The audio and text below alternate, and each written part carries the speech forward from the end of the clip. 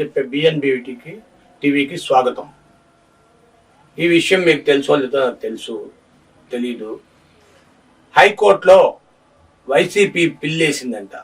అయ్యా, వాలంటరీ వ్యవస్థని రద్దు చేయమంటున్నారు, పెన్షన్లు ఎలాగివ్వాలి, మారుతల్లి ప్రేమ ఎలాగివ్వాలి, పెన్షన్లు ఇవ్వటానికి ఆపేయమంటున్నారు అని హైకోర్టు చెప్పిందంట.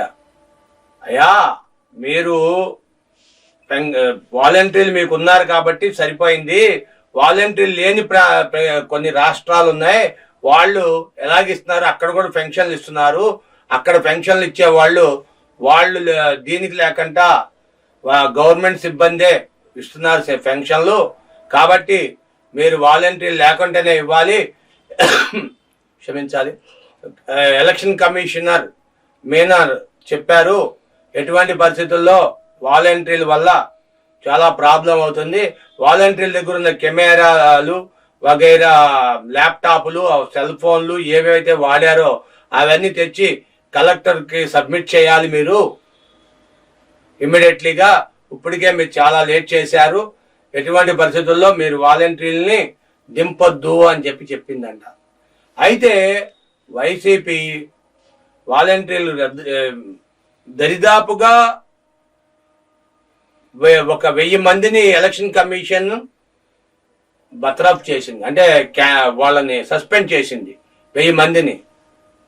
ప్రధాన పార్టీ బీజేపీ, వైసీపీ, క్షమించాలి, టీడీపీ, జనసేన, ఈ 3 పార్టీలు కాకుండా కాంగ్రెస్ కూడా వాలంటీర్ల వల్ల వ్యవస్థ దెబ్బతింటది ఎలక్షన్ సమయంలో, కాబట్టి వాళ్ళని ఆపాలి అని చెప్పి వాళ్ళు పెట్టిన ఫిర్యాదుతో కేంద్రం ఎలక్షన్ కమిషన్ ఈ నిర్ణయం తీసుకుంది. అయితే వైసీపీ కార్పొరేటర్లు, వైసీపీ నాయకులు ఏం చెబుతున్నారంటే, ఎవడయ్యా చెప్పింది, మీరు పక్కన ఉండండి, మీరు మీ అన్ని సామాన్లు అప్పచెప్పేయండి, మీరు రండి, మీరు వచ్చి ఎలక్షన్ పని చేయండి, ఈ 4 నెలలు 3 నెలలు మీకు మనిషికి 15,000 ఇస్తాం.